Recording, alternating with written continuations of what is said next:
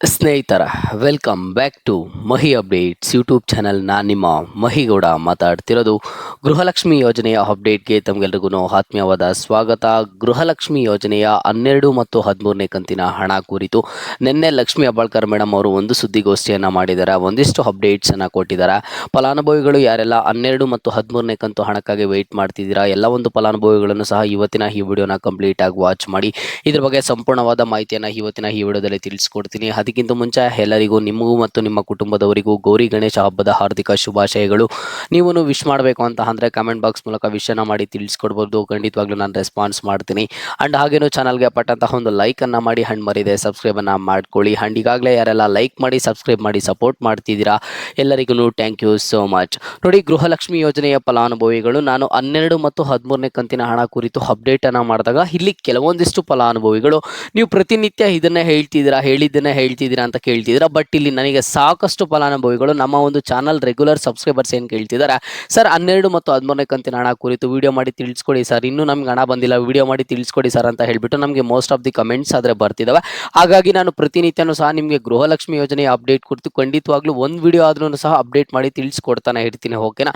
ಈಗ ನಿನ್ನೆ ಗೌರಿ ಗಣೇಶ ಹಬ್ಬದ ಪ್ರಯುಕ್ತ ಲಕ್ಷ್ಮಿ ಹೆಬ್ಬಾಳ್ಕರ್ ಮೇಡಮ್ ಅವರು ಒಂದು ಮಾಧ್ಯಮದಲ್ಲಿ ಒಂದು ಸುದ್ದಿಗೋಷ್ಠಿಯನ್ನು ಮಾಡಿದ್ರು. ಓಕೆನಾ. ಅಂದ್ರೆ ಒಂದು ಇಂಟರ್ವ್ಯೂ ಟೈಪ್ ಮಾಡಿದ್ರು. ಆ ಒಂದು ಇಂಟರ್ವ್ಯೂ ಅಲ್ಲಿ ಲಕ್ಷ್ಮಿ ಹೆಬ್ಬಾಳ್ಕರ್ ಮೇಡಮ್ ಅವರು ಗೃಹಲಕ್ಷ್ಮಿ ಯೋಜನೆಯ 12 ಮತ್ತು 13ನೇ ಕಂತಿನ ಹಣ ಕುರಿತು ಮಾತನಾಡಿದ್ದಾರೆ. ಓಕೆನಾ. ಅಲ್ಲಿ ಇಂಟರ್ವ್ಯೂ ಮಾಡಿದಂತಹ ಮಾಧ್ಯಮ ಮಿತ್ರರು ಲಕ್ಷ್ಮಿ ಹೆಬ್ಬಾಳ್ಕರ್ ಮೇಡಮ್ ಅವ್ರಿಗೆ ಒಂದು ಕ್ವಶನ್ ಅನ್ನ ಕೇಳ್ತಾರೆ.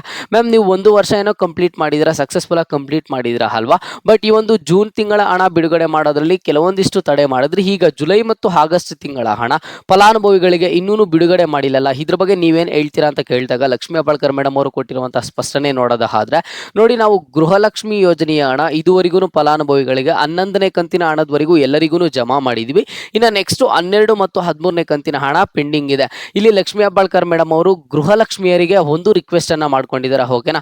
ಫಲಾನುಭವಿಗಳು ಯಾರೂ ಸಹ ನೀವು ಟೆನ್ಷನ್ ತಗೊಳ್ಳೋದಕ್ಕೆ ಹೋಗ್ಬಿಡಿ, ನಿಮಗೆ ಖಂಡಿತವಾಗ್ಲೂ 12 ಮತ್ತು 13ನೇ ಕಂತಿನ ಹಣ ಬಂದೇ ಬರುತ್ತೆ.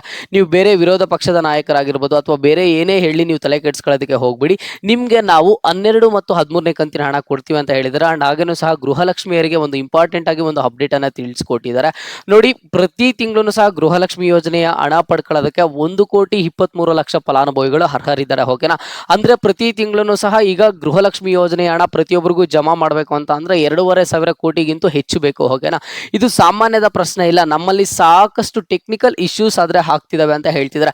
ಈಗ ನಿಮ್ಗೂ ಸಹ ಗೊತ್ತಿರುತ್ತೆ. ಓಕೆನಾ. ನೀವೇನಾದ್ರೂ ಒಂದು ಬೆಳೆ ಪರಿಹಾರ ಹಣಕ್ಕಾಗಿ ಅಥವಾ ಬೇರೆ ಏನಕ್ಕೋ ಒಂದು ಸರ್ಕಾರದ ಯೋಜನೆಯ ಹಣ ಪಡ್ಕೊಳ್ಳೋದಕ್ಕೆ ನೀವೇನಾದ್ರೂ ಅಪ್ಲೈ ಮಾಡಿದಿರಾ ಅಂತ ಅಂದ್ರೆ ಅದು 3 ತಿಂಗಳಿಗೋ 6 ತಿಂಗಳಿಗೋ ಬರುವಂತಹ ಹಣ ಆದ್ರೂ ಸಹ ಕೆಲವೊಂದಿಷ್ಟು ಇಶ್ಯೂಸ್ ಇಂದ ನಿಮ್ಗೆ ತುಂಬಾ ತಡವಾಗಿ ಬರುತ್ತೆ.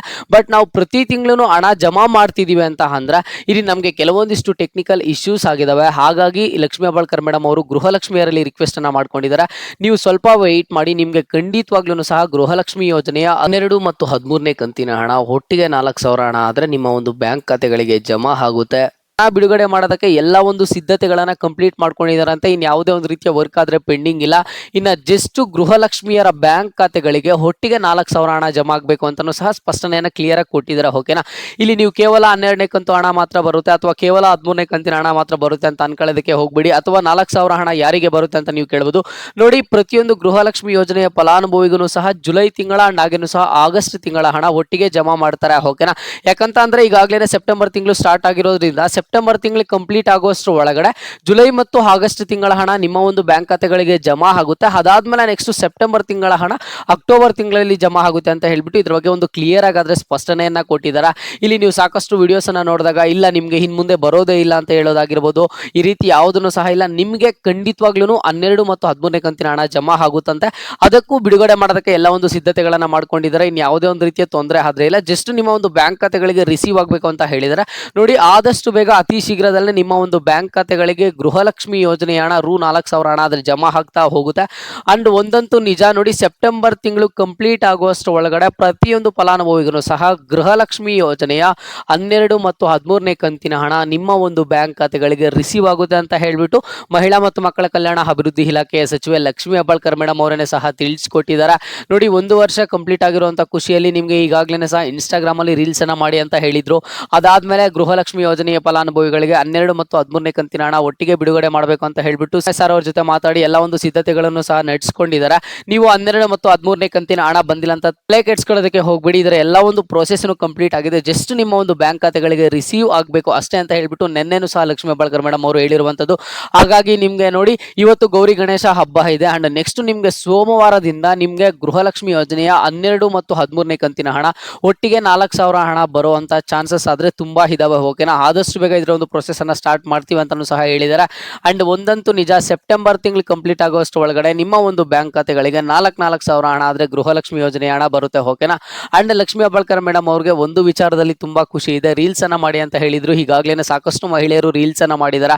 ಅಲ್ಲಿ ಆ ಮಹಿಳೆಯರು ಹೇಳಿರುವಂತದ್ದು ನೋಡಿ, ಒಂದು ಅತ್ತೆ ಏನ್ ಹೇಳಿದಾರೆ ಅಂತ ಅಂದ್ರೆ, ನನ್ನ ಸೊಸೆ ಬೇರೆ ಕಡೆ ಕೆಲಸಕ್ಕೆ ಹೋಗೋದು ಬೇಡ ಅಂತ ಹೇಳ್ಬಿಟ್ಟು ನನಗೆ ಪ್ರತಿ ತಿಂಗಳು ಬರ್ತಿರುವಂತ ಗೃಹಲಕ್ಷ್ಮಿ ಯೋಜನೆಯ ಹಣದಿಂದ ನಾನು ನನ್ನ ಸೊಸೆಗೆ ಫ್ಯಾನ್ಸಿ ಸ್ಟೋರ್ ಅನ್ನ ಹಾಕೊಟ್ಟಿದ್ದೀನಿ ಅಂತ ಹೇಳ್ತಿದ್ದಾರೆ. ಫ್ಯಾನ್ಸಿ ಸ್ಟೋರ್ ಇಂದ ಅವರೇನೋ ಒಂದಿಷ್ಟು ಹಣನ ಸಂಪಾದನೆ ಮಾಡ್ಕೋತಾರೆ ಅಂತ. ಅಂಡ್ ಇಲ್ಲಿ ಕೆಲವೊಂದಿಷ್ಟು ಮಹಿಳೆಯರು ಏನ್ ಹೇಳ್ತಿದ್ದಾರೆ, ನಮ್ಮ ಒಂದು ಗಂಡಗೆ ಕಣ್ಣು ಆಪರೇಷನ್ ಮಾಡಿಸೋದಕ್ಕೆ ನಮ್ಗೆ ಒಂದಿಷ್ಟು ಹೆಲ್ಪ್ ಆಯ್ತು ಅಂತ ಹೇಳ್ತಿದ್ದಾರೆ. ಅಂಡ್ ಹಾಗೇನು ನೋಡಿ, ಸಾಕಷ್ಟು ರೀತಿಯಲ್ಲಿ ಗೃಹಲಕ್ಷ್ಮಿ ಯೋಜನೆಯ ಹಣ ಆದ್ರೆ ಹೆಲ್ಪ್ ಆಗಿದೆ ಮಹಿಳೆಯರಿಗೆ. ಓಕೆನಾ, ಈ ಒಂದು ವಿಚಾರದಲ್ಲಿ ಲಕ್ಷ್ಮೀ ಹೆಬ್ಬಾಳ್ಕರ್ ಮೇಡಮ್ ಅವ್ರಿಗೆ ತುಂಬಾನೇ ಖುಷಿ ಇದೆ. ಲಕ್ಷ್ಮೀ ಹೆಬ್ಬಾಳ್ಕರ್ ಮೇಡಮ್ ಅವರು ಈ ಒಂದು ಯೋಜನೆಯನ್ನು ಜಾರಿ ತಂದಾಗ ಅವ್ರು ಅನ್ಕೊಂಡಿದ್ರಂತೆ ಆರ್ಥಿಕವಾಗಿ ಇಲ್ಲಿ ಮಹಿಳೆಯರಿಗೆ ಹೆಲ್ಪ್ ಆಗುತ್ತೆ ಅಂತ ಹೇಳ್ಬಿಟ್ಟು, ಬಟ್ ಇಷ್ಟರ ಮಟ್ಟಿಗೆ ಹೆಲ್ಪ್ ಆಗುತ್ತೆ ಅಂತ ಹೇಳ್ಬಿಟ್ಟು ಲಕ್ಷ್ಮೀ ಹೆಬ್ಬಾಳ್ಕರ್ ಮೇಡಮ್ ಅವರನ್ನು ಸಹ ಅನ್ಕೊಂಡಿಲ್ಲ.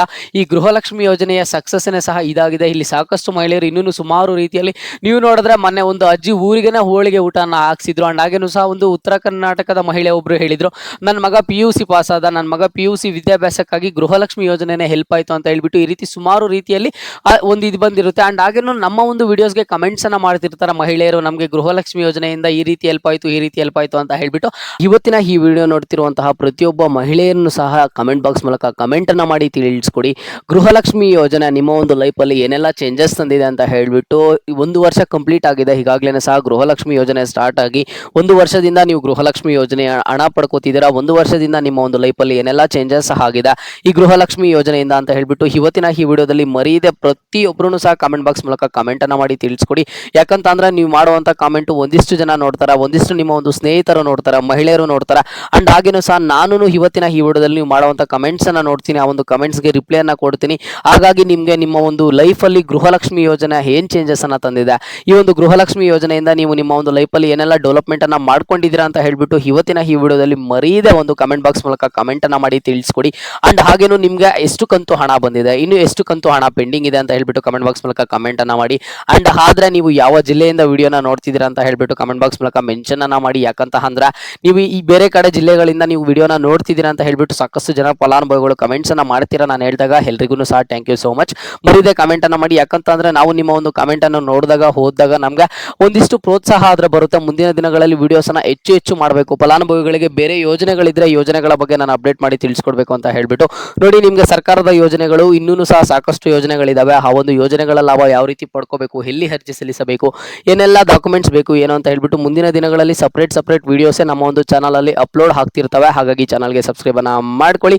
ಅಂಡ್ ಮತ್ತೊಂದ್ಸಲಿ ಹೇಳ್ತಿದ್ದೀನಿ, ಎಲ್ಲ ಒಂದು ನನ್ನ ಸ್ನೇಹಿತರಿಗೂ ಗೌರಿ ಗಣೇಶ ಹಬ್ಬದ ಹಾರ್ದಿಕ ಶುಭಾಶಯಗಳು. ನೀವು ವಿಶ್ ಮಾಡಬೇಕು ಅಂತಂದ್ರೆ ಕಮೆಂಟ್ ಬಾಕ್ಸ್ ಮೂಲಕ ವಿಶ್ ಅನ್ನ ಮಾಡಿ, ಒಂದು ಲೈಕ್